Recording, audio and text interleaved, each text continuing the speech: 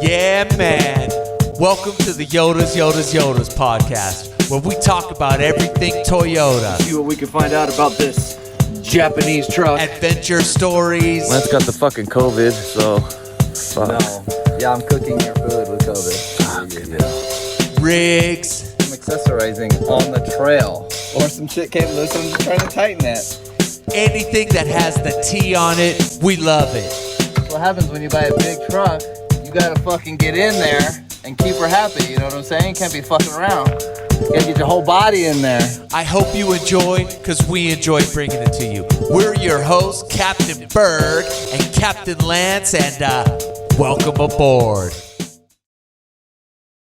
What's up, everybody? Man. So let's get right into it. Welcome to another episode of the Yotas Yotas Yotas podcast. And without further ado, I want to go ahead and introduce my partner, my man, Lance. Say hi to everybody, Lance. What's up, brother? Hey, everybody. How's it going? It's good to make my debut here on the Yotas podcast. Berg and I have been good friends for a long time. I know you guys heard that on the first episode, so I'm stoked to be here on the second episode, and we're just going to chit-chat, and we'll see how this goes. Yeah, man. All right, dude. So let me see. Oh, I was talking to Mike earlier. I sent him a copy of the first episode. He was pretty stoked. He was laughing at the intro. He liked that. Mr. Cote himself? Mr. Cote himself, he said he's down to get in on episode 3. So I was like, all right, man, I think we might just have to get you going. So we'll have to talk. I'd love to have him on the podcast. He's always a good conversation. He's a real good dude. So it'll be exciting to have him on. Hell yeah, I agree. And since we're talking about that, he made some suggestions to me. I want to run them by you. And since we're gonna just get right into it, and I thought that this was a really good idea. He said something about picking a topic that spans every episode, like favorite ride of the week, or some exciting new thing, but something that's a staple for every episode so that we just keep going. You know what I mean? And I was like, okay, that would be a good thing for us to maybe talk about and decide right now. Oh, absolutely. I love that idea. I was trying to explore some ideas for this podcast here, because I'm really excited to see where we can take this. And obviously, we'll be talking about a lot of our past trips and our upcoming trips, but I like to have like the topics that span every week. That'll really keep us on track. Yeah, that's what he mentioned, and I think I was like, dude, that's a great idea. I hadn't even thought of that, so I'm super stoked on that as well. I think that's a really good idea. Well, as we get into it, maybe it'll just organically introduce itself while we're bullshitting. Yeah, absolutely. So let's talk about the Nimitze, man. The captain of the Nimitze over here. So I guess we should talk about, you're technically the person that named Nimitze, because I've always had a hard time naming my vehicles. And while I was kind of thinking about it, I think you just, on a camping trip, you just started dropping Nimitze, and then it just really stuck because, of all the trucks that we roll with, the Tundra is one of the bigger rigs. So it just made perfect sense. Yeah, that was the super trip when you brought her out for the first time. That was the first time I saw her. You brought her out bone stock on those fucking street tires that came off the lot with. I think, the only thing you put on it was the camper shell at that point, right?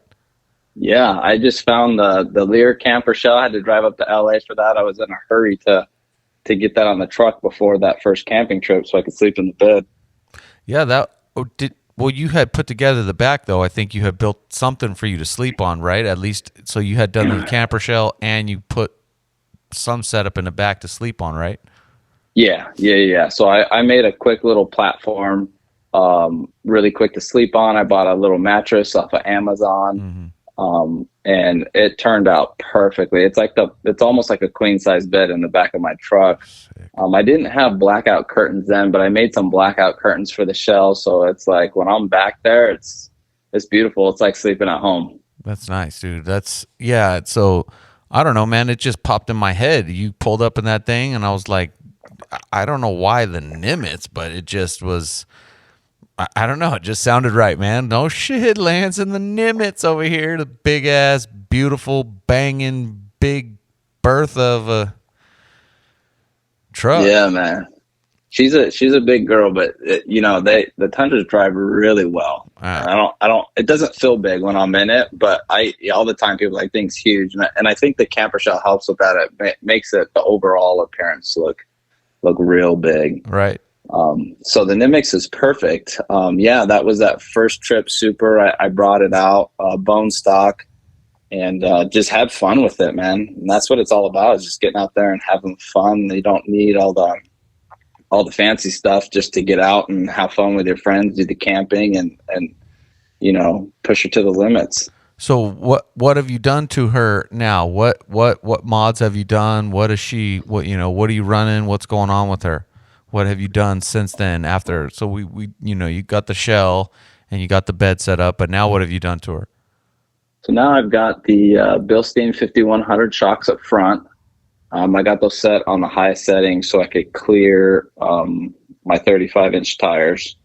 I did the Method 701 with that B grip technology wheels, and did the Toyo mud terrains, Toyo MT 35s. Had to do the cab mount chop to make all that fit. Did some front bumper shims, pushed out that bumper. Had to do some trimming in there in the fender well. Kind of modify the pinch well, roll that over a little bit to clear those 35s.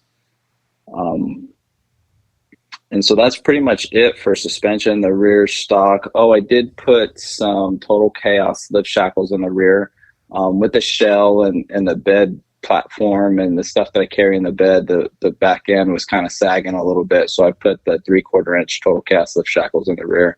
So now she sits right about level. Is that more recent since the last time the lift shackles, or was that? Yes, that's very recent. I did that probably a few months ago now, but we haven't been out in a while.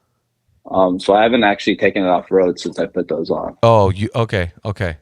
Yeah, man. So a couple other things that I have done to the Tundra is I did the white knuckle rock sliders. I actually drove up to Apple Valley. They're up in Apple Valley, and I ordered them and picked them up there. So I saved a little bit on shipping that way. Let's see what else. I did the Dirty Deeds exhaust. So that was good, and I worked with Keith, really good dude, Dirty Deeds. He does exhaust for the Tacomas and the Tundras, and it adds a little bit of performance, and there's no like exhaust drone or anything like that, and he's a good dude. When did you do those both? The sliders have been on for a while, right? They were on.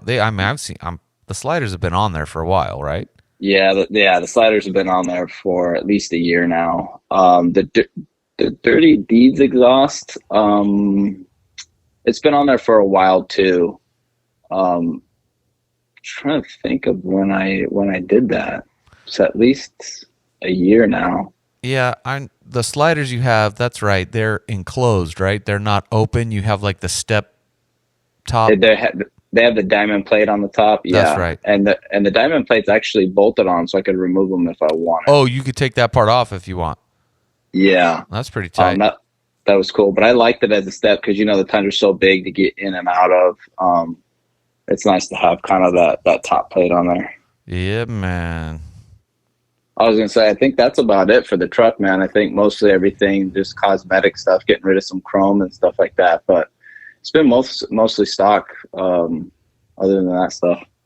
Sweet, dude. What's next? That is a good question. So I kind of, speaking of Mr. Mike Cote, I kind of helped him along and getting his Tundra. He went from a second gen Tacoma to his Tundra now. And now we're a bad influence on each other, and we've been looking at long travel and mid travel kits. And what are you going to do? What am I going to do? What are you going to do? Oh, I'm going to do this. Well, I'm going to do that. Yeah. So we bounce all these ideas off each other, and it gets pretty dicey because then I start looking at the bank account, and I'm like, well, the bank account says otherwise. Yeah, exactly. That's why. But yeah. I've been heavily looking at front suspension. Definitely gonna run Kings. I ran Kings on my Tacoma, and they're just bomb proof. Yeah. Still deciding on like upper control arms and things like that. But the front suspension, dialing it in is probably going to be my next step. That'll be good. I was gonna say we could talk about how we met. That'd be good. I was I kind of was thinking about it. I know it was Thanksgiving weekend, but I don't remember if it was like, was it the day before Thanksgiving and then Thanksgiving Day? Was it Thanksgiving Day and the day after? Like, do you remember? I would say it was the day after Thanksgiving, because I don't think we would have as many people on the trail if it was Thanksgiving Day. So it was the day after, Friday after Thanksgiving, we did Clankhorn, and then that next Saturday we did Bee Canyon. Yep. That's right. Okay, that makes sense. The day after Thanksgiving. Uh-huh. Yeah, and those were both very fun trips, and I think that was the first Tacoma World trip that I had been on. Oh, was it? I think so. I think that was the first trail trip for Tacoma World that I had been on. Dude, I remember watching one of the videos I took, and I think, dude, you almost rolled that fucking thing. Oh yeah, well, I remember that exact obstacle course. And there's that lower trail that's very hard, and then there's the upper trail. And my truck was mostly stock then. Yeah. I think I might have had the 4Runner wheels on it, the TRD Pros, but I didn't have like really good tires or anything on it, and I think I just had 5100s all the way around. But yeah, my spotter wasn't telling me that I was very, very close to the edge. Oh man. And you're coming up that hill in that third gen Tacoma. It's the Sport, so I had the hood scoop. I can't see anything, so I'm relying on the spotter kind of thing. And I think there was a Jeep. I think that Jeep that was on the trail was running underneath you at the same time. Yeah, I remember. I remember just going, dude, stop. That dude, I think just that guy was trying to spot two people at the same time. Not a good plan, dude. Just get one at a time. Yeah. And as my journey has gone along with off-roading and trusting people on the trails and trusting myself, it's gotten a lot better since that trip. I think we've all come across some pretty hairy times out there. Fucking hey. But yeah, I remember that trip. I remember meeting you and you hooking me up with one of your radios. That's right. Which I still have to this day. That's right. I did buy another radio that I used, but I saved the one that, I tried to give it back to you and you're like, no, man, just keep it. And, so that's my loaner. So that's the one that I loan out and I let people borrow. The one that I gave you is the one you loan others. Yep. I remember that because we met the next day, and that group, that second day at Bee Canyon was such a huge group. We got separated into two halves. And I just remember calling you later. It was like, you got the radio? Yeah, just hang on to it, dude. Merry fucking Happy Thanksgiving. Just keep it. You need it. You need a radio anyway. Yeah, and I used it for, a long time until I got my own. And then, and I just try to pay it forward. When people need a radio, I let them borrow the radio. The funny thing is that the Bee Canyon trip, that very next day we did Bee Canyon, was the same day that I met G. And I remember because he had the black third gen Tacoma, 2-wheel drive, and he was scared he was going to get stuck. So I drove in front of him and made sure he made it through all the courses. And then from that, him and I came pretty close. And now, every time we see him at the trips and everything like that. So I met a lot of people those days. How was Super this last year? It was one of the better Super trips. So it was a lot less people, which doesn't necessarily make it better, but we got on some good trails. So Mr. Cote found some new trails for us. I think it was called like the Lost Dutchman Trail. And it was kind of more on like the backside of Superstition. And it was kind of like this little rocky terrain and all that, but he found this really cool loop. And then we came up the backside through the dunes and then dropped down into camp. So it was super cool because we found some new trails. And we spent like all day trailing and having a good time, and no one really got stuck, and it was fun. And then the sand was so virgin out there; it was like super soft, like powder and stuff like that. So it made it more challenging to kind of get through some of the dunes. I missed that place, man. I missed it this year. I love that. That place is so much fun, dude. I don't know. I just love making that run out like you're going to go to Sandam, but you don't turn up to go up Sandam. You just make that, what do they call that? It's the the sand highway. I just love running that thing, hauling ass, and then turn around and come back the other direction. It's just like, I don't know, dude. I love doing that run. It's so much fun. Yeah, absolutely. It's a lot of fun out there. I could fucking do it all day until I got to take a shit. Remember back in the when I had my third gen Tacoma, and I think either we were leaving Sandam or leaving somewhere, and you and JV took off, and the 2-wheel drive guys just took off by themselves and in the dunes, and I'm like, I am so concerned for these guys. So I just went up looking for you guys. I couldn't find you. I get to the very highest peak so that I could get on the radio, and I hit you guys on the radio. And finally I heard something, and I just kind of heard like, we're here. And so I just turned the Tacoma around and went over 2 dunes, and there you guys are sitting there, and you're buried down to the axle. Fucking sunker. I fucking dropped anchor, dude. I was done. You're buried down to the axle. Fuck. And then here's JV, another 2-wheel drive, trying to get you out. And I'm like, you guys are both going to get stuck. Well, at least JV came around that little peak and saw the spot for him to get his nose downhill, so that, you know what I mean? And I came up there, didn't quite see where he was going, so I slowed down a little bit. And once I slowed down, the anchor she just dropped, and I was like, oh, fuck. And there was no way, I mean, we just couldn't, he was going to back up to me or whatever, but I was like, that's not a good idea, because then he's going to get sunk. He wanted to stay pointed nose down, so at least one of us can get out of here. And I was going to hook up the winch and try to just, I don't know. It was perfect, dude. That was just perfect timing. It was like, fuck, it was getting dark. Fucking going to leave it. Yeah, that was, yeah. I start to get panicky when it starts to fucking like, fuck, she's stuck. Yeah, so it's funny because I got to that high mountain peak, which wasn't as high as you guys were, but I was down in like the valleys and stuff looking for you guys. And I get to this high peak, see if I couldn't find you, get on the radio. I kind of hear something, so I knew you guys were close.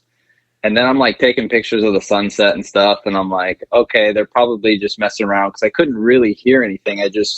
But I did hear something. So then I get back in the truck and I come around a couple dunes, and then there you guys are. And I'm like, I'm so glad I found you guys. I know, I was fucked, dude. I thought she was gonna be left there overnight.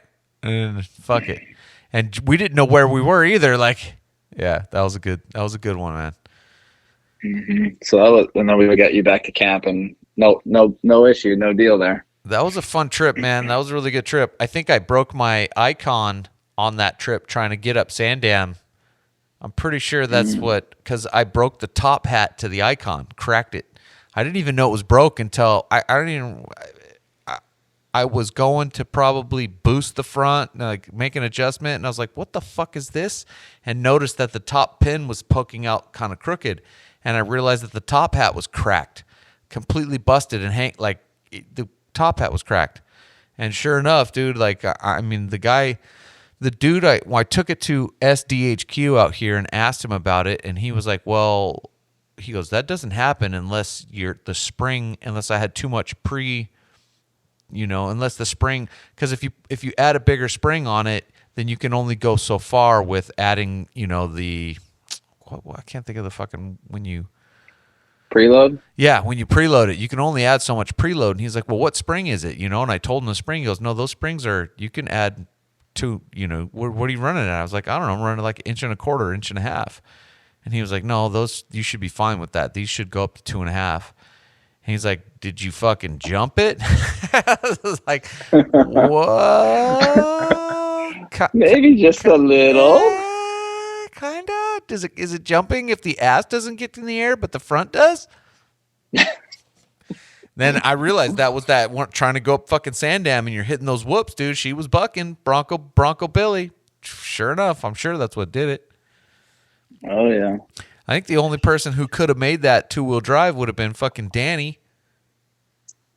I think when we went, not this last year, but the year before, I think Danny had that fucker, but he turned out. I think he could have had that.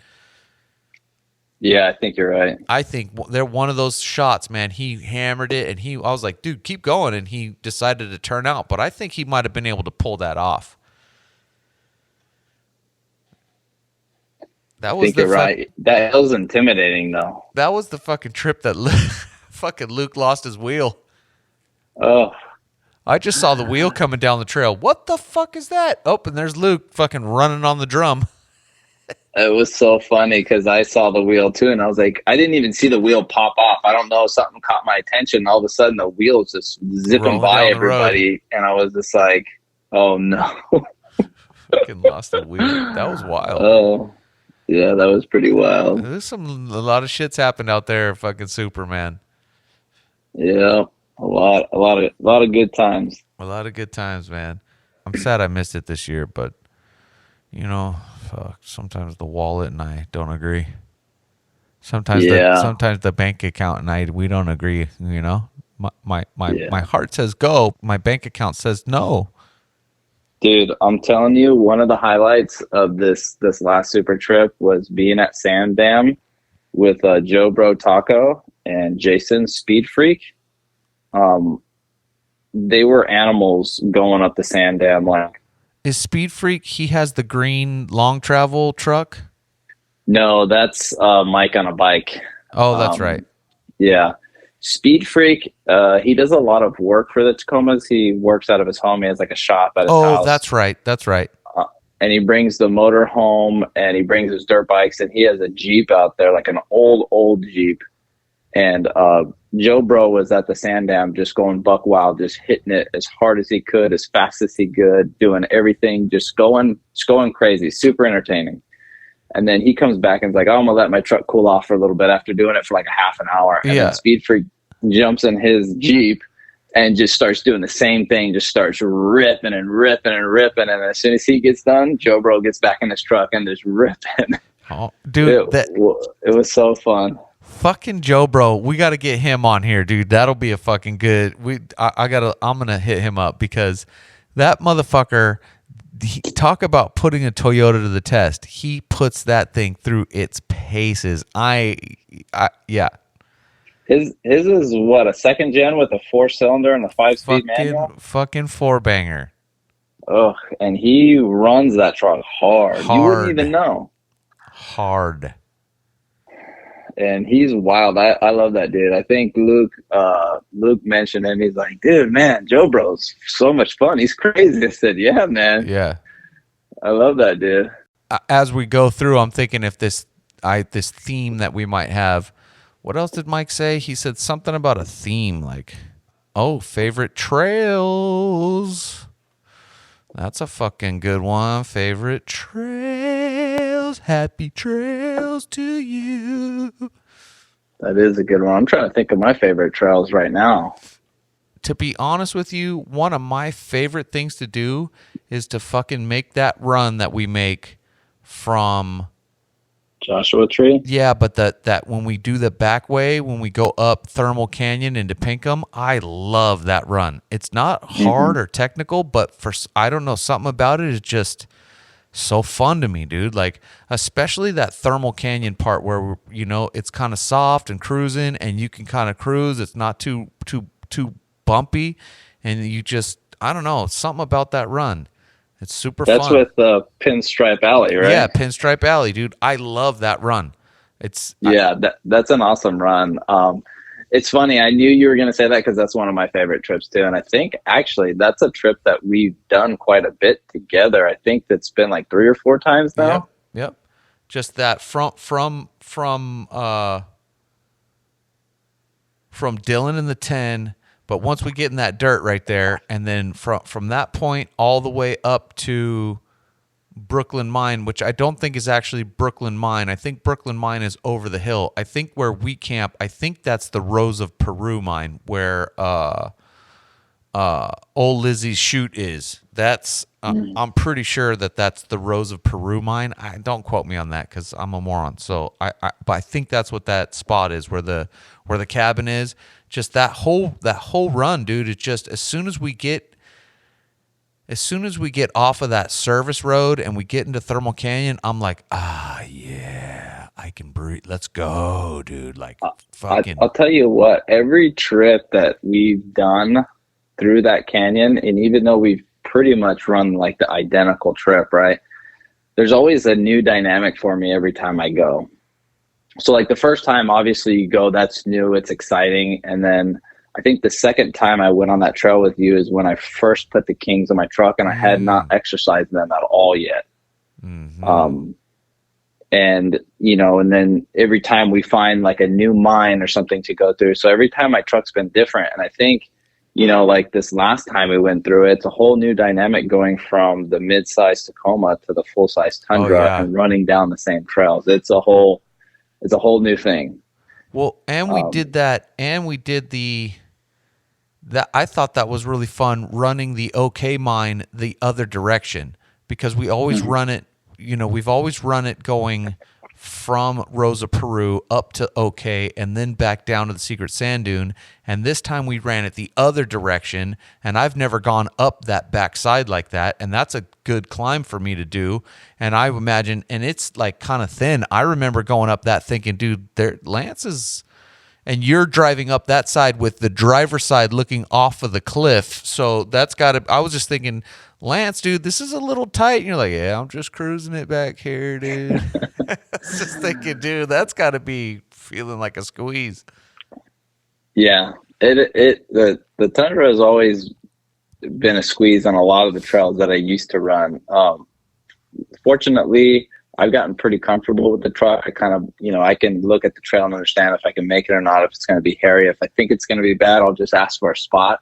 But usually I got a good gauge now of how the truck operates on the trail. So, but it adds a whole new different dynamic. That doesn't mean my heart isn't racing, but I feel confident in what I'm doing. Right. I was thinking about that when we went last time, because we should definitely plan a Joshua tree soon. And I was thinking, I wonder, I know she'll make most of it, but I was wondering if the Nimitze will get up to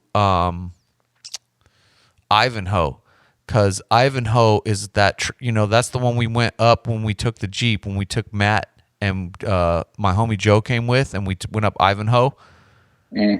And there's that section up there that's like 3/4 of the way where there's a huge boulder in the fucking and we got to squeeze by. I don't know if I wonder if the Tundra would make it past that point.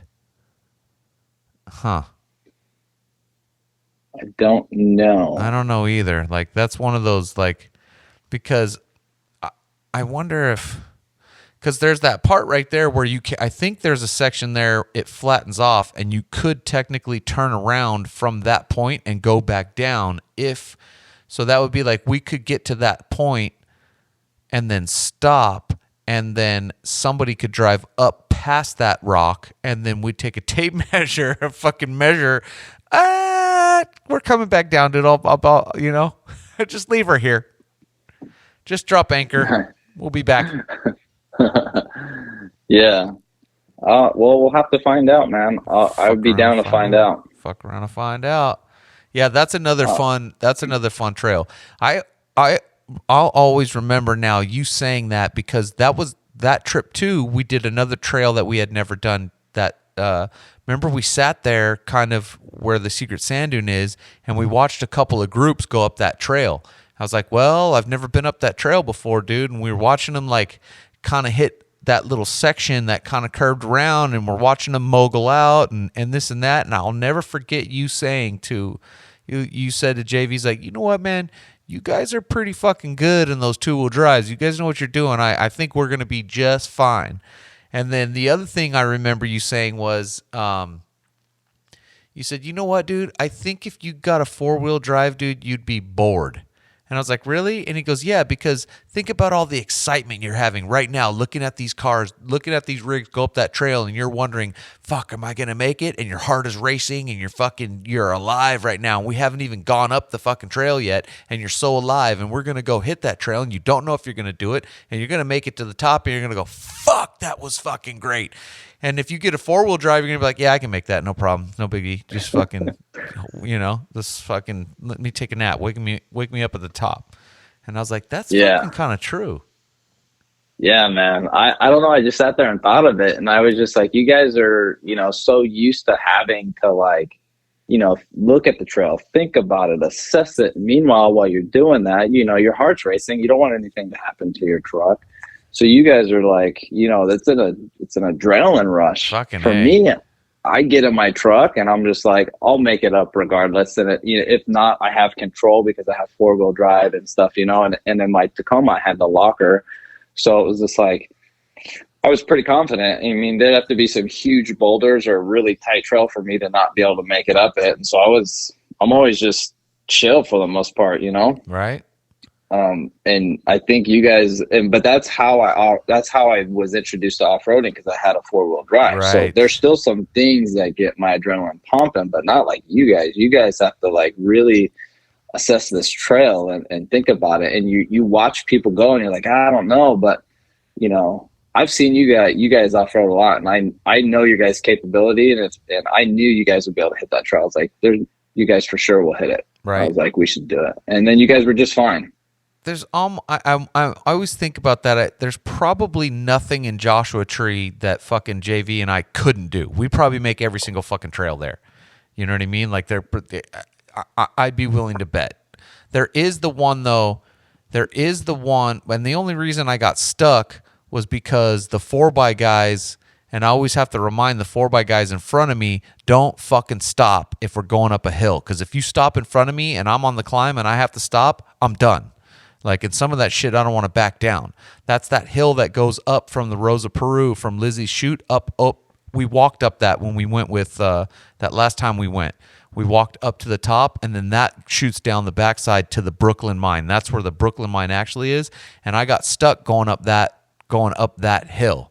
And there's that right turn with a little shelf, like a quarter of the way up. And I didn't want to back down that. Like, it was I don't know, dude, it was a mess. So one of the 4x guys fucking had to come down and tow me up. But walking it and looking at it, it's like, I think I could make that as long as there's nobody in front of me and I'm able to just stay on top of it. I think it wouldn't be a problem. But having to stop in the front, right in the middle like that, there's just no way I can fucking get traction again. Yeah. Yep. And I always try to think about that if I'm in front of you. And, we tie in pretty good on the radio, so we understand each other really well. And I understand how you operate. So if I'm ever leading, I make sure, hold off, Berg, let me come up the trail a little bit to give you some running room. Fucking, yeah, it's kind of important, at least communicating it ahead of time and knowing who's behind you. Because we did that same thing. That same situation happened the first time I went up Ivanhoe, and Al was leading the run. And so Al went up first. Al went up before me. He may not have been first. It may have been like Danny and a couple other dudes were going up first. A couple 4x guys went up first. And I waited till Al got up and around the first turn. And then Al was like, got on the radio and was like, dude, are you coming? What's up, dude? Like, you got this. And I'm like, yeah, I'm just waiting for you guys to get some distance because I'm going to fucking catch you. You know what I mean? Because I ain't stopping, man. And then, I'm not stopping until there's a flat part or we're at the fucking top. And sure enough, dude, he was at least a quarter mile ahead of me. And sure enough, dude, I fucking caught him. No problem. Like, dude, don't stop, Al. Keep going. Keep push it. And he's pushing the 85 back then. Like, fucking go, dude. Don't stop, motherfucker, until we hit something flat. Nice. Yeah. Yeah, man. The communication is huge out there on the trail. I fucking absolutely agree. So speaking of fun trails, one of the trips that you, JV and myself went on last year, I think it was in May of last year, is when I did Calico for the first time. And that trip was so much fun. And all of the mines, remember all the mine shafts we went to and all the fun Oh, stuff that we found? yes. Yeah, that's up at, what is that? Bismarck mine. I think it's Bismarck. Yes. And I really, dude, the thing I really like about that, so that was a fun trip. And I like that we went to Joshua Tree first. And I know there's quite a bit of pavement distance in between, but I felt like that was a cool trip because we did Joshua Tree and you get to run through Joshua Tree, kind of get out on the pavement and then up to Calico and then spend a whole, it's almost like 2 trips in one. Yeah, we need to find another like 3 or 4 day weekend. We can do that again. Yeah, I agree, dude. That was a fucking rad trip. That was And a then rad trip. on that last day, I know that you had went home and JV and I went to the ghost town. Oh yeah, you guys and, went. Yeah, we explored there and checked out the shops and learned a little bit about the town and all that. And it was that whole trip felt like forever. I felt like I was gone for like a week and a half, 2 weeks. yeah, that was a good trip, man. That was a really good trip. Calico's fun, dude. Calico's got some cool. That's another really cool spot. That whole place is fun, man. Like, and we did some new trails there too. Like, it's funny because the first time I went to Calico, I remember struggling on some of those hills, and this time I went and I was like, "Fuck it, let's go!" Like, you know what I mean? Like, just we climbed up that one where we went to have lunch, and the wind, that windy top, went right up that fucking thing, dude. Like, no problem. Like, no second tries. Just fucking put your foot into it. Like, it's just a trip to me. How much like once you learn how to fucking drive, like it's always surprised me what that 2-wheel drive can do. You know what I mean? Hit the locker, put your foot into the gas, and just, God, that fucking truck goes sometimes, dude. And sometimes we get to the top of something like you said, dude, my heart is racing. I'm like, fuck, dude, just made that. Just fucking, I made that. What the fuck? Like, it's fucking rad. Yeah, man. You and JB are really good drivers in those 2-wheel drives, and I mean, even since back when I met you, I think we met in 2017 to now. Like, your skills have improved even better since then. So much fun, dude. Like, Yeah. Thank you, man. I appreciate that. That's a good compliment. Yeah, man. you know, when you Claycorn Trail. when you played a Game of Thrones. You know, another trip that we've done a lot is Sedona, and that kind of reminded me when you said the Game of Thrones. That I want to say that's when not sure if that's when it came up or if it was at a Joshua Tree, but for some reason it reminded me of Sedona, and we've done that a couple times, and that's always a fun trip too. Always. So we went up recently. I went up with the old lady, and I didn't know that they closed the top of Schneebly Hill where we camp up there on the Vista. They closed that area in the wintertime. It's completely closed. You can only go. Oh, really? You can only go up Schneebly Hill about 4 miles, and there's a gate that they close. You can't get to the top. And so I was like, oh, okay. Like, and there's a sign there, and I asked someone who was coming down. I was like, okay. And so there was a decision to make, and I thought, well, maybe it's just maybe they just closed the top, like the Schneebly Hill part of or the hill climb part of the trail. And so we fucking drove back down from Sedona all the way around to the 17 and up to try to get in from the backside. And that was closed. And I was like, fuck me, you got to be kidding me. I had no idea that they closed that whole fucking area. So now it's like, well, what do we do now? Like, because it takes an hour to get from one end of Schneebly almost all the way around to the other side on the pavement. And I was like, fuck, it's dark. It's freezing. It was cold as shit up there on top. It's like we could have drove back down to, you know, where we camp in the Cottonwood side, down in that lower area where we tend to camp. That was completely open. So I made a bad call because I didn't know it was closed. I mean, fucking Karen didn't know that it was closed. So that kind of sucked, dude. I was like, fuck. We ended up driving home. I fucking drove home. Oh, dang. Yeah. How far is that drive from your house? 2 hours, 2 hours, 2.5, you know, with a couple of pit stops. Like, yeah. That was a bummer, dude. But that was when I fucking broke out the camp stove and cooked on the back porch and made that little fucking video because I was like, man, if I can't fucking cook out there, I'm cooking right here, camp style. Just cooked on my back porch, broke out all the camping equipment. Yeah. That was a good video. I like that video. Yeah, that was fun. Yeah, I remember the last trip to Sedona, we hit cinders afterwards, and that's some interesting terrain out there, man. Mm-hmm. Nothing quite like it. That stuff is, trickier than sand. Mm-hmm. We remember. Don't try to fucking avoid the situation. What do you remember? What was your recollection? Let me see. We had the fucking 2-wheel drives, had to rescue the fucking Nimitze from utter fucking annihilation. She ran aground, and it was going to be a Pearl Harbor situation, but old 2-tire fire had to come in and save the day. Yeah, man. I got in a sticky situation right next to a tree where there was nothing I could do to avoid that tree other than having you guys winch me off to one side and get me out of that bad situation. And we ended up sitting there digging the Nimitze out. Like, I was down to the front and rear tires. That was a really, as much as it was kind of shitty, it was actually a really cool recovery, the way we figured out how to get that thing out of there, and we got it out of, it worked out. So Lance got himself pinned in this position on a off camber slope, and anybody that doesn't know Cinder Hills OHV is it's a volcanic area. And so it's this volcanic rock that's really tiny worked up pebbles, and it's like sand, but it's worse than sand because it's so fucking loose and it's so deep. It's more like snow, actually. It's like, so Lance is in this position. He's buried deep, and he's slipping to every time he tries to hit the gas. He's sliding backwards towards this tree, and the tree is fucking the center line of the Nimitze is going to hit this tree. Now, if he pins himself against that tree, he's sunk.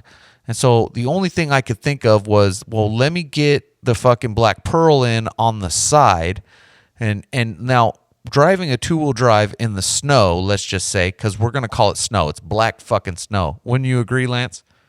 I agree. So 100%. Fucking all I think of is I can just hammer on the gas, because the first time JV went out there, he got fucking stuck. Didn't you have to pull him out? Didn't he get stuck? Yep. So, and JV's like, fuck that. And he didn't want to play it anymore. He's like, fuck that. I'm going back to the fucking fire road. So I fucking haul ass the fucking Black Pearl in there and get her to the side, at a 45-degree angle. And my thought is I'll hook the winch up to the tail end of the Nimitze and pull her sideways. And as Lance kind of tries to go, Lance will get in and drive forward.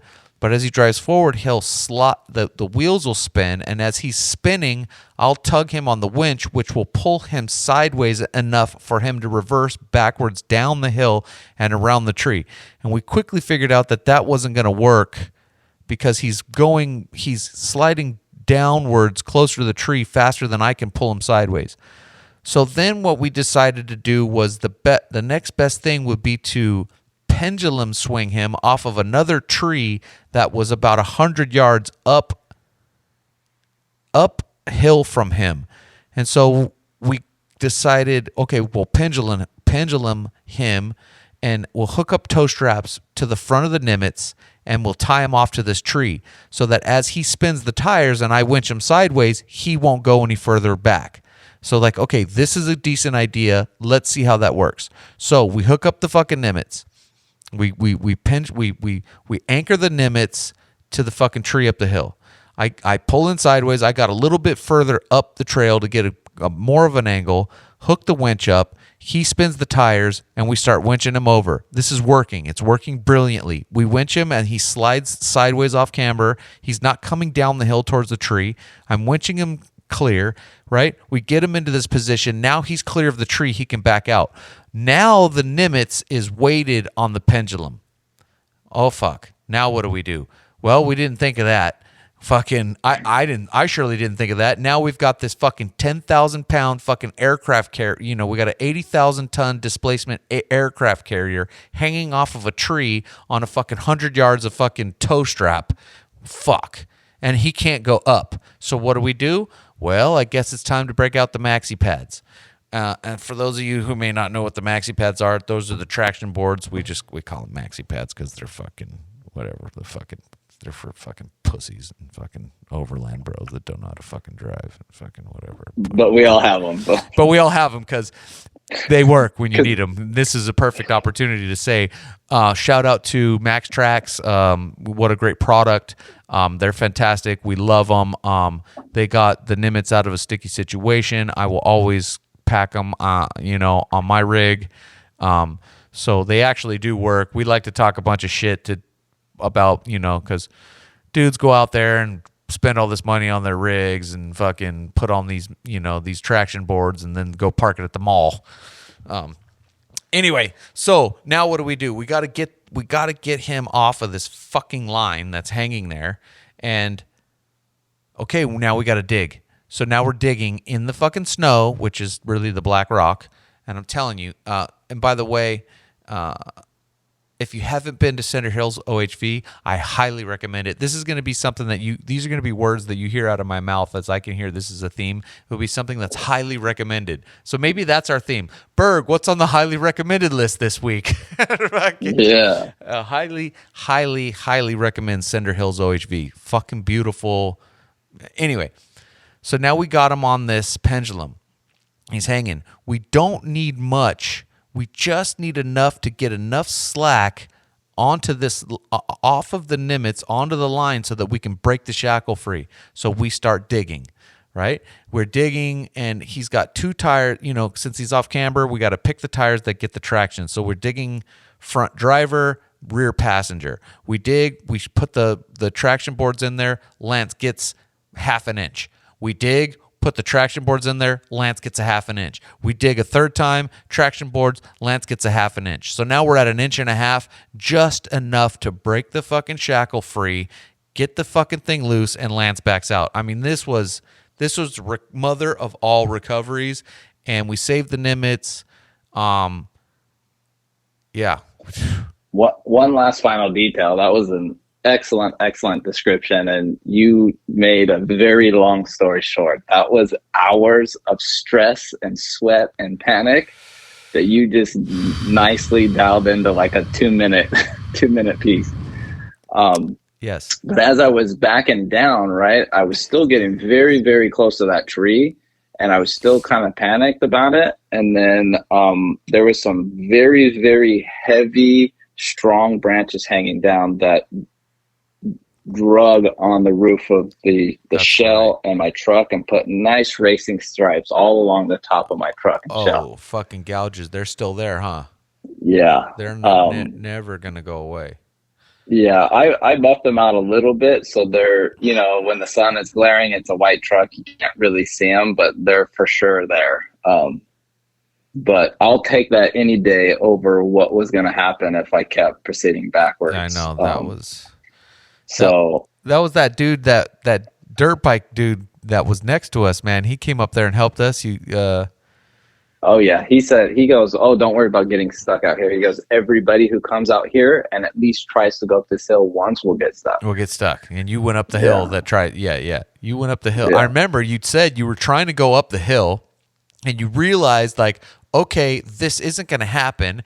And you saw something that looked like an out. You're like, oh, if I go right and hook it right there. And so you went to hook right. You caught that off camber, and she didn't go right. She went fucking side. She shimmied sideways on you and just slid. That's crazy. Snow. Yeah.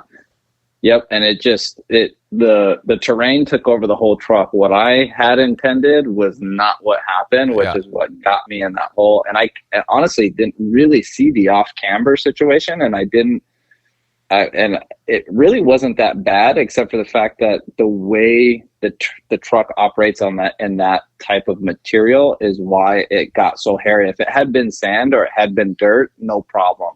But it's because it's the cinders that it totally changed the way the truck moved, and I went sideways instead of like turning. And it was all downhill from there. The thing that shocked me the most was how deep that shit is. As we were digging, Oh, like yeah. standing in there, my foot sunk. That's why I like liken it to snow, because my foot literally sunk in the fucking thing. Like I couldn't believe. And every time you take a scoop, it fills. You take a scoop, it fills. Like you're fighting against this stuff constantly. You're right, dude. It took like, I think it took us 3 or 4 hours, didn't it? I mean, the sun was going down, and by the time we were done, we were just like, man, let's go fucking home. Yeah.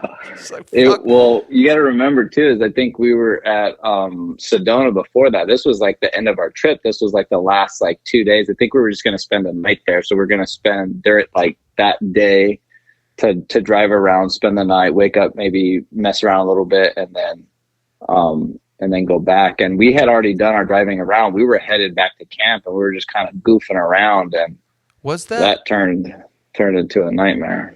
Was that after we made that whole trip around that was after we were back at camp? Then we had already gone off and went up and I'd already driven in kind of some of that cinder material, and I knew how it operated. We were back up in some deep hills and stuff like that, but for some reason I think this stuff right here was real deep. And just the off-camber situation, and the tree, like the tree hadn't been there wouldn't have been even an issue. Right. You know? Yeah, there was a lot of factors there that caused this, but fortunately enough, we put our heads together and we worked through it, and we just worked as a team, which was very hard when it's high stakes and stress like that, and everyone's kind of tired and everything. And but we got it out, and hats off to you and JV and the old man for helping me get out of there. Together, man. I gotta say, there's something about that. That there's a bonding, like there's a bonding that happens when we're in a tense situation. And I do recall you were on the edge, dude.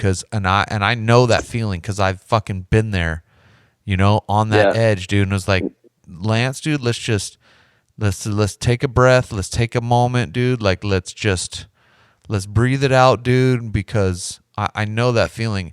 And I know that feeling when it's my rig and I start to get that it's anxiety, dude. It's a fucking panic attack. It's coming on. It's like, fuck, dude, I'm fucking stuck. It's getting dark. What the fuck? My fucking truck is fucking up against the wall. And like, it feels like I'm never going to get it out of here. Fuck.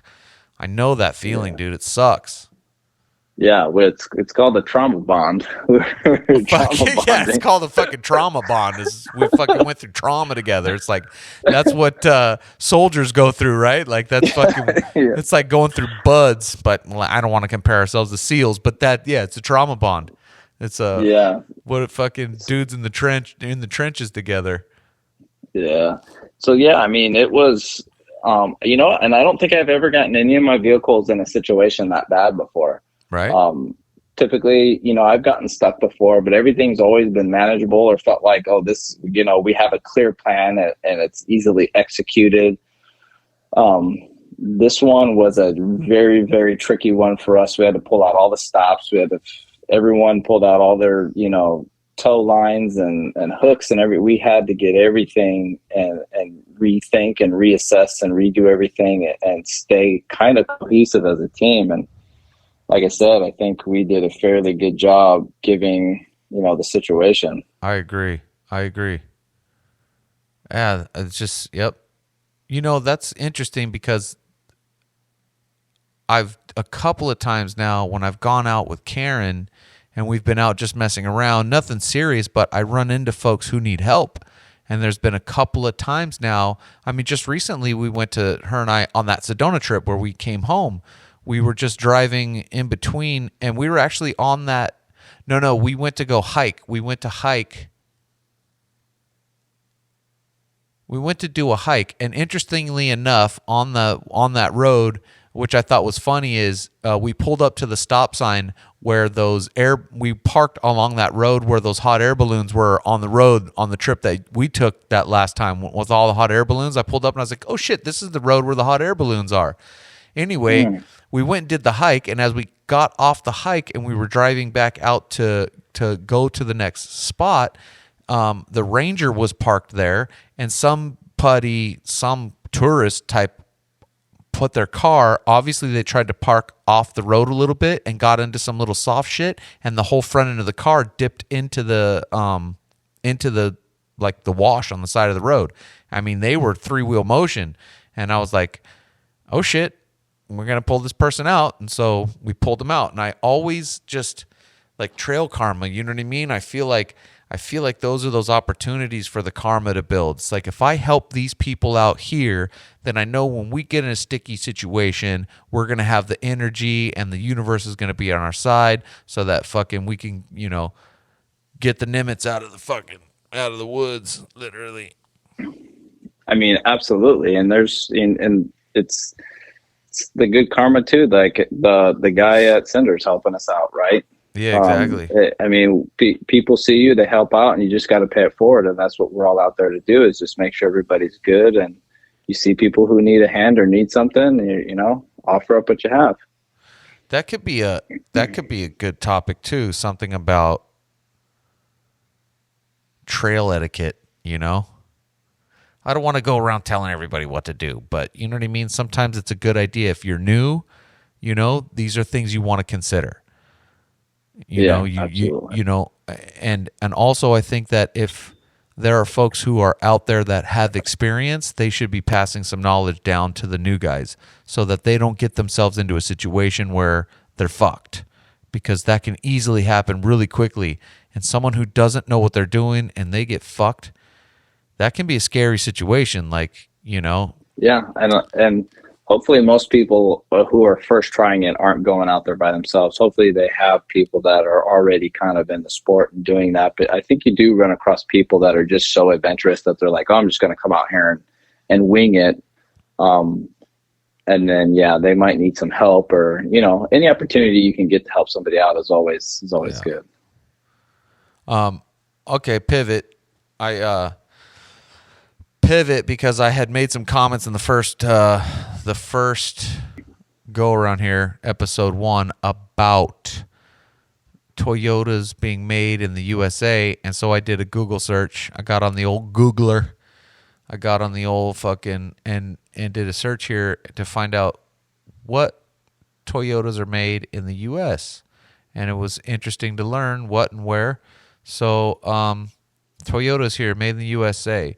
You want to do a game where you tell me the model and I'll guess where it's made? Yeah. The Highlander. Oh, the Highlander. That sounds like an American-made vehicle. That is correct. Do you know where? I think they have a factory in Kansas or something, and maybe the Camry's made there. I don't know where it's made. Okay. The only ones I know where they're made are the 4Runner, the Tundra, and the Tacoma. 4Runner is not on the list. 4Runner is made in Japan. The 4Runners are made in Japan. Yes. So I was interested to find out. So that could be something. I'd send you off to send you to do some fucking homework. No, okay. You tell me what you think is made in the U.S., and I'll tell you if they are. Okay. So I gave you one. Yep. The Highlander is made in the U.S., which I didn't know. You want to just give me another model? The Sequoia. Sequoia is definitely American made. Yeah. So, and the Sienna, the minivan, mama van. Ooh.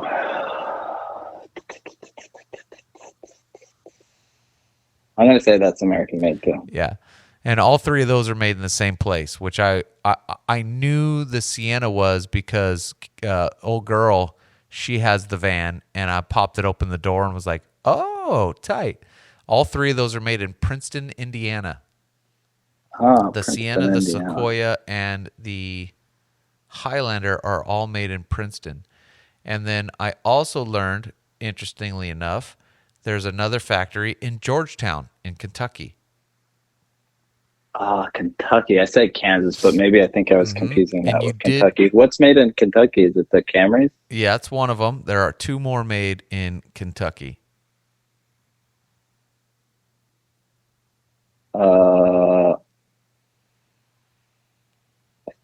Is it? Are they some of the ones that we've already mentioned, or no? No, they're two. The Camry you mentioned, but it's in Kentucky. Probably Camry and the Prius, maybe. No. It's a hybrid, and technically, it could be an adventure rig as well. The RAV4? Yeah, the RAV4 hybrid are made in Georgetown, Kentucky, and the Avalon. So the RAV4 hybrid, the Camry, and the Avalon are made in Georgetown, Kentucky. And then there's one other. There's a factory in Blue Springs, Mississippi, apparently, and they make another car there. Mississippi. They don't make a Celica anymore. They make or do they make Celicas? I don't think so. I don't think so. This would be the Celica replacement ride.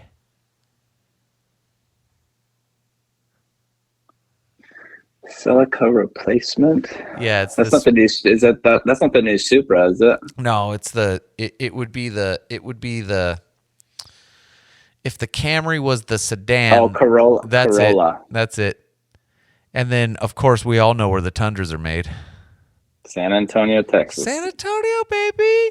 And then I found we have to double check this because I know they do make a lot of Tacomas in San Antonio, but apparently I read on another forum They that make some in Mexico. as of 2021, they do not make Tacomas in the United States anymore. They're all made in Mexico now. That's what I've heard that too. Yeah.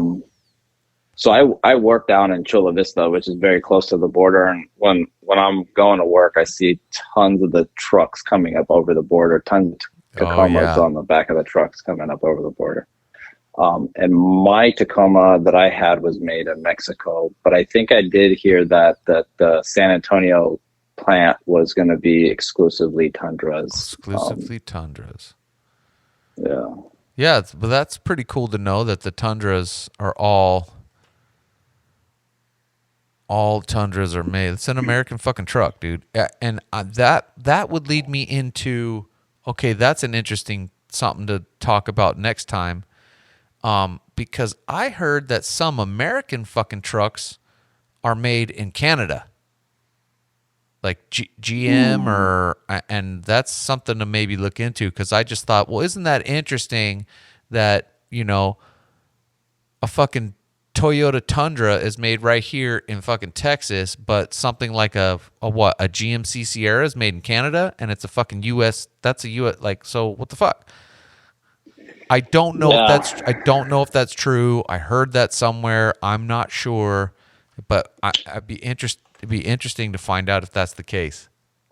Yeah, the conversation is always a good one, and I think that's mostly driven from the proud owners of American trucks, and then they come to you and they tell you, oh, you're driving this Japanese truck, and I'm like, well, really, it's designed by Americans and made in America. Exactly. But I know for even like Toyota and for all of the car manufacturers source materials from all over the world, and a lot of times they share a lot of the same supply chain. Well, that was so no, go ahead. I was gonna say, so it's almost like they're all like global trucks, but yeah, the argument's always fun to have with an American owner who's so prideful and tries to shame you for driving a Japanese truck, and I'm like, that's a Toyota badge on it, but really Americans are designing these things and picking everything out about it and making it here and assembling and everything here. Yeah, that's exactly. I mean, you open, that's one of the reasons, like, I like my truck. Part of it, like, there's a part of me that wants to maybe get a 4-wheel drive, but then I pop open that door and I'm reminded, well, this one was made in California. This truck, this particular Tacoma I have, gave Americans jobs, and I'm like, I find it hard to let her go, because of that reason. I'm like, this is an American made truck. This is an American fucking truck. As far as I'm concerned, that, it gave Americans jobs. And so, shit, the company I work for is a British owned company, but they're giving Americans jobs. I would love if the supply chain was wholly American, something like what Jocko Willink does with Origin Maine. Now that's a goal to attain. That's something to attain. And I think, for us, I would love to do that. And I was thinking about that as I was thinking about the products that we make. Well, that's a difficult thing to do, because we've struggled with that. Some things just aren't made here. You can't get them here. We don't make them. America does not make that product. So how can I? So I was now with those stickers that I got, right? The stickers I got and I made. So I was thinking about this. So the materials, I think it's called Oracle. They make the vinyl for the stickers.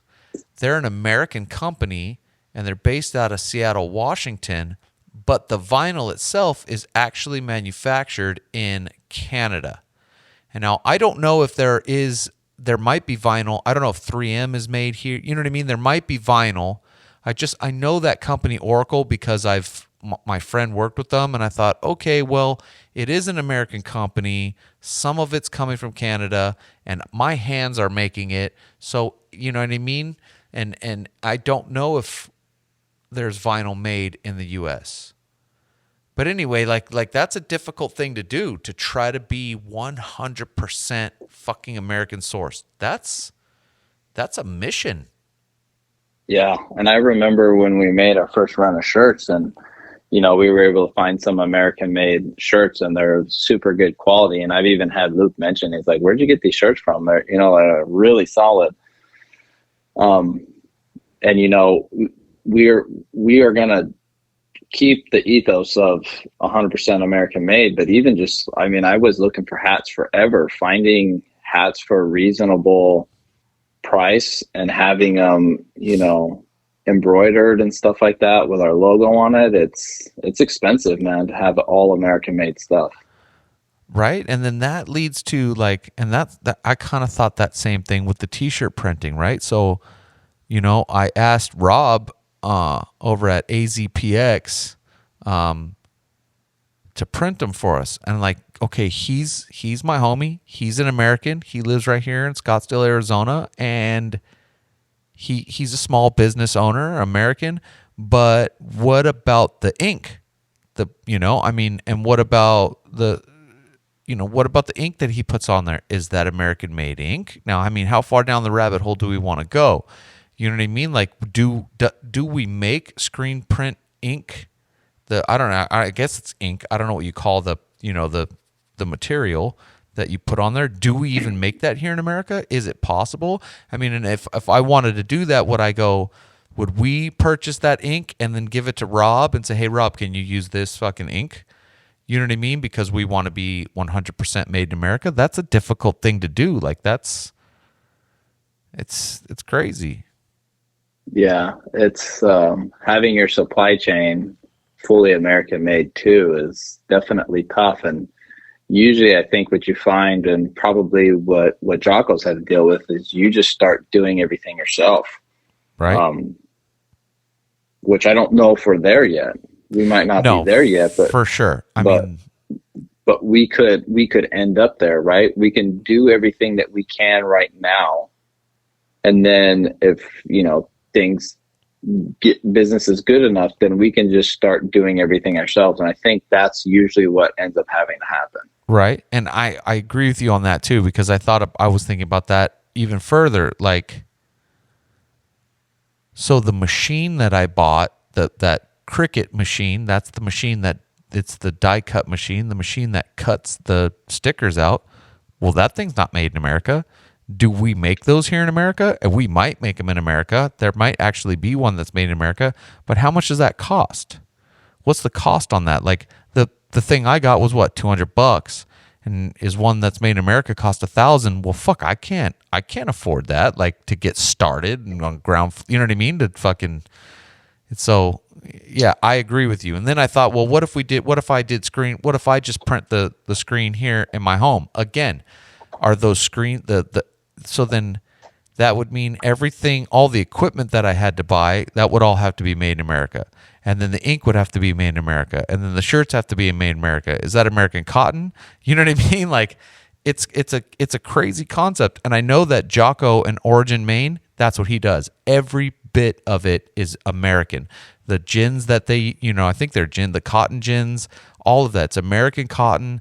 Those machines are rebuilt American, antique machines. All the materials are all American. Like, but those things cost a pretty penny to, those jeans are, the jeans are $150. They're not cheap, but every bit of them is American. Like nothing, not even the knowledge itself, like his boots. So, and that's an interesting segment to get into denim, because all the denim heads are into Japanese denim, but ironically, all the Japanese use old American machinery. So when we created newer and better technology to create denim, which makes it faster, cheaper, lighter, and the denim is not as quality, the Japanese bought all our old machines, they refurbished them, and now they're making jeans back the way they used to be made, super quality, and there's a huge market for Japanese denim, ironically, on American machines. On American machines.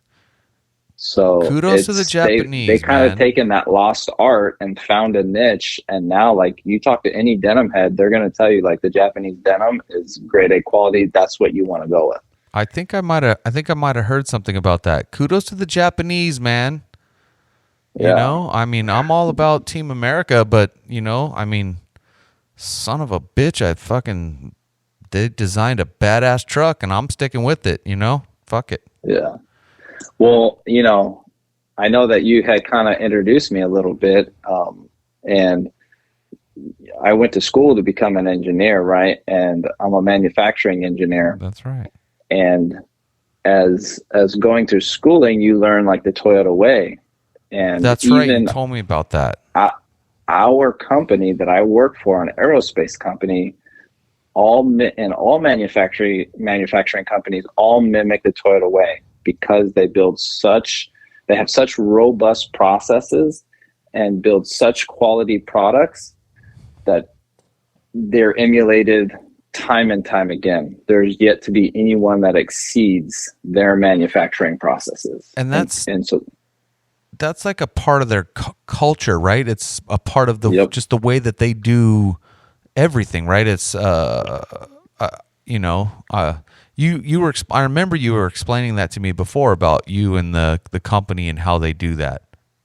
Yeah, it's all the lean manufacturing, and it's, each company kind of changes its name, but it's all built around the principles of the Toyota way, and the way they do their business and the way they make everything bomb proof. So, I mean, the Japanese, there's something to be said about them and the way that they do everything, and they do it with quality, and they do it with pride, and the same way that Americans do the same. And it's almost not even, surprising that, you have an American made machine with Japanese running it, and it's flawless, and it's a huge market everywhere across the world, right? Not just America. That's crazy, man. That's crazy, man. I feel like we've lost a great sense of ourselves here in America, giving up some of our manufacturing, to to what for. I don't want to talk too much shit about a lot of shit. You know what I mean? I don't want to get all fucking political and crazy shit. I want to keep it fun. But there is something to be said about that. That we lost I think we lost a bit of our soul, man. Yeah, we definitely lost a lot of skill. You know what I mean? Like generations of skill that gets lost when it gets handed off to another country. And a lot of our people go over there to train these people, and then they keep expanding on that, right? And they keep getting better at it. And now they are the supreme owner of that product or that process. Right. To where, and now no one over here knows how to do anything. Like most people don't know how to work on their own car or work on an appliance or, you know what I mean? Well, that was and another. We make everything to like you buy it, and if it breaks, you just buy another one. No one fixes anything anymore. That's crazy. Hey, why don't you tell a story? I'm gonna go. I'll be right back. I got to. Why don't you tell a story about how we met? Because I'm gonna go do the thing that we. No, I'm kidding. I got to take a leak. But you remember the story how we met? Yeah. I got it. Go ahead. Why don't you tell that story? I'll be right back. All right. So, while he's off using the restroom, this is when very you play the Game of Thrones. This is very fitting for how I met Berg. So we met at the Cleghorn meets, at the Tacoma World Cleghorn meet, I think back in 2017. And, we all get lined up on the trail. There was a ton of rigs, right? And I didn't have a radio. It's kind of like my first run out with these guys with the Tacoma World, and Berg says, "Oh, I got an extra radio for me," hands me the radio. So we go off, we're getting on the trail, and then I hear over the radio, there's a guy. I don't really know who he is at this point. He gave me the radio. He goes, "Hey guys, I gotta run back to the McDonald's. I gotta go take a shit." And we're like, okay. And then he takes off, and we just continue on the trail. And then all of a sudden, you see him coming. He's like, "Oh, there you guys are," and he's coming back. And then, so then I didn't really think anything of it. I thought it was kind of funny that this guy just like left the trail run and came back. He went to go use the restroom and come back. And then we get to B Canyon, and I'm like, "Oh, there he is." And he's like, "Hey, I got that, I got that radio for you," whatever. And I was like, "Okay, cool." And we're out on the trail, and here goes Berg again. "Hey guys, I got to cut off real quick. I got to take a shit." And I'm just like, this guy. And we've been best friends ever since. But he just stood out at it's the shit thing. Leaving the trail runs to take a shit every time. It's like I gotta take a shit. It's wild. That reminds me. That's just funny because I gotta say something about the Sedona trips. That's one of my favorite fucking parts of the whole trip is when we're on top of Schneebly Hill. And the sun is breaking. It's beautiful in the fucking morning. And I just head over to the bucket and take a shit looking at the fucking view of fucking Sedona, just thinking, what a fucking great shit this is. Yeah, that is the best. Like, we always find the best spot to set up that bucket. And then it's just like the world is yours, Seriously, man. Like, there's something about it. But we should talk about getting Mike on the fucking horn. Absolutely. I told he's gonna be a great guest. I'm super excited for Mike. He's a good dude, and he's very knowledgeable, and he's been on a lot of trail runs, and he's worked on a lot of rigs, and he's gonna be a good guest. I think it'll be a good dynamic. So yeah, I told him that we would be looking to do Monday. So we should probably talk to him about that and come up with a time. We don't have to do that on the air here, but I think, maybe when we cut out of this, and then we can figure out a time that works for the three of us to figure out and just do the Monday gig with Mike. That works. I'm excited for that. Hell yeah. Well, I think I'm ready to call it, dude. Like I said, We've been going for an hour and a half. I think we're kind of just like, work out our kinks, try to feel the flow, you know what I mean? And just, shit, this is really our first run together. So I think, fuck it, we'll call it. Yep. It's And always good chatting with you. ended on a shit fucking story. That's the only way to end it, right?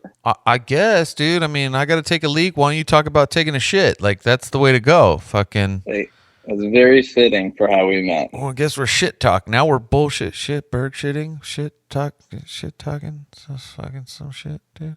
Shit talking podcast. I don't know, dude. I was trying to think of some other fucking stories, dude. There's fucking some shit, dude. Like, We'll save it for episode 3 or episode 4. episode 3, I think will be fun because I'm gonna do some.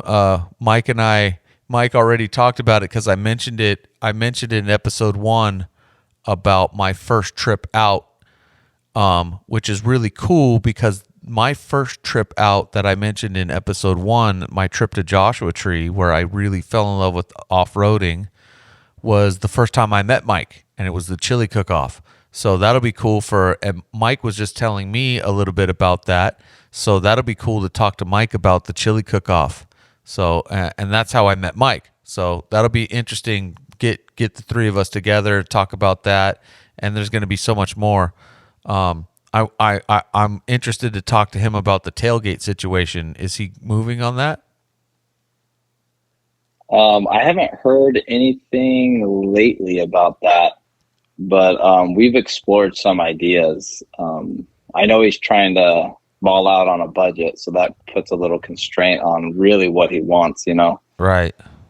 But well, I understand the ball. I completely understand the baller on a budget because my whole fucking truck is baller on a budget. I mean, seriously. Yeah. I mean, there are a few parts on there that are brand new, but everything else is just kind of. I mean, I'm a baller on a budget, dude. Like I have no other fucking choice. Hey, we do what we got to do, man, and mostly, like, again, when I got my truck and it's bone stock, I'm coming out there to enjoy myself. And you don't have to have the best rig out there in order to come out and have fun and hang with your friends and still get a kick out of off-roading. Right. We also got to fucking plan a trip, so we gotta think about that. Absolutely. All right. Well, thanks for tuning in to the Yotas podcast with Captain Lance and Captain Berg. And man, don't hang up, Lance, and we'll bullshit a little after this. But as far as the rest of you guys, we'll see you on the trails. Peace out. See you, everybody.